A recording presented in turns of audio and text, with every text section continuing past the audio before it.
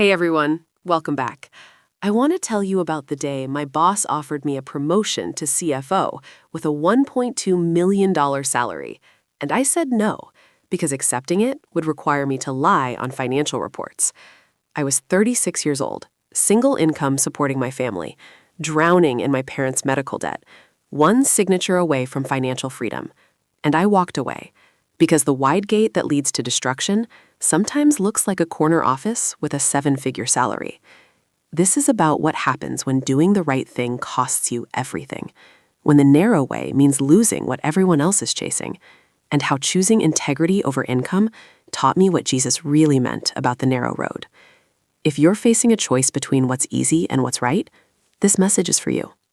I'd worked at Bridgeport Financial for 12 years, started as an entry-level accountant, and worked my way up to senior vice president of finance. I was good at my job, meticulous, ethical.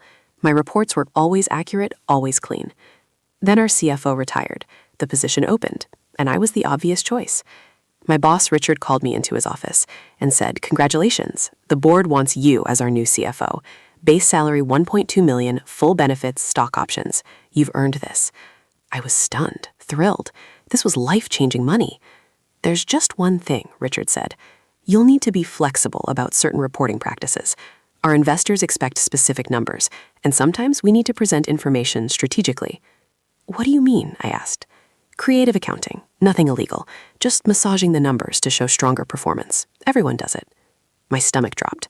"You're asking me to falsify financial reports?"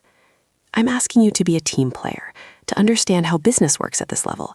Your predecessor did it, the board expects it, it's part of the job." "I can't do that. It's dishonest, it's probably securities fraud." Richard's expression hardened. "David, you're a smart guy. You have aging parents with serious medical bills. Your sister's kids you're helping put through college. You need this money. Don't let outdated morality cost you everything." He gave me the weekend to decide. I went home and looked at my finances. My parents' cancer treatments had cost $180,000 out of pocket. I'd taken out loans, maxed out credit cards, was barely keeping my head above water. $1.2 million would change everything. Pay off the debt, secure my parents' care, help my sister, finally breathe. All I had to do was compromise. Just a little. Massage some numbers. Present information strategically. Everyone does it. I called my mentor from church, Pastor Mike, and told him everything. What should I do? Long silence. Matthew 7:13-14. "Enter through the narrow gate. For wide is the gate and broad is the road that leads to destruction, and many enter through it. But small is the gate and narrow the road that leads to life, and only a few find it." I know the verse, but my parents need care. And God will provide, but not through dishonesty. The wide gate looks appealing. Everybody's going through it, but it leads to destruction. The narrow way is hard, lonely, costly, but it leads to life. I didn't want to hear that. I wanted him to give me permission to take the money, but he didn't, because Scripture doesn't give us that option. Sunday, I sat in church, and the sermon was on Daniel, how he refused to compromise even when it meant the lion's den, how he chose the narrow way even when the wide way was survival.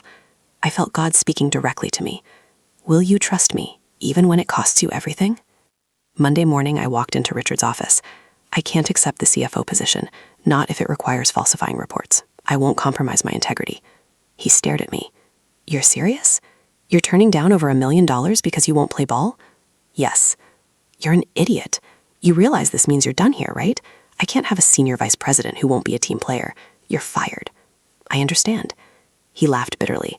Good luck with that. Security will escort you out. I packed my desk in a box. 12 years of work, gone. My colleagues stared as security walked me out. I sat in my car in the parking lot and broke down. What had I just done? How would I pay my parents' medical bills? How would I survive? I called my mom and told her everything. She cried, then said, I'm proud of you. Your father and I didn't raise you to compromise your values for money. We'll figure out the medical bills, but you did the right thing. I felt peace and terror, because the narrow way doesn't come with guarantees of comfort, just promises of God's presence. The next 3 months were brutal. Couldn't find work because Richard had blacklisted me in the industry, burned through my savings, faced foreclosure. I prayed constantly. God, I chose the narrow way. Where's the provision? Then I got a call from an old colleague. I heard what happened at Bridgeport. I just started a nonprofit financial consulting firm. We help churches and ministries with ethical financial management. Interested? The salary was $75,000, a fraction of what I'd been offered, but it was honest work. I took it. 6 months later, the SEC raided Bridgeport Financial. Massive securities fraud investigation. Everyone involved in the falsified reporting, including the new CFO, was indicted. Richard called me from his lawyer's office. You were right, I'm facing federal charges, prison time. I wish I'd listened. If I had taken that job, I'd be facing prison too. The wide gate had led exactly where Jesus said it would, to destruction. The narrow way I chose led to life. Not easy life, not comfortable life, but real, peaceful, free life that doesn't come with the burden of compromise. Enter through the narrow gate. The wide gate looks appealing. Everybody's going through it. It promises security, success, comfort, but it leads to destruction. Always has, always will. The narrow way costs you. It might cost you the promotion, the salary, the approval, the easy path, but it leads to life, to peace, to integrity, to freedom. What wide gate are you being tempted to enter? What narrow way is God calling you to walk? The cost is real, but so is the life on the other side. Thanks for watching. Here are today's reflection questions. What wide gate opportunity in your life right now looks appealing but would require you to compromise your values? And what's holding you back from walking away? Have you ever chosen integrity over income or convenience?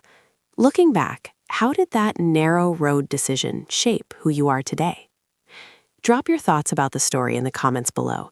Your experience might encourage someone else facing the same choice.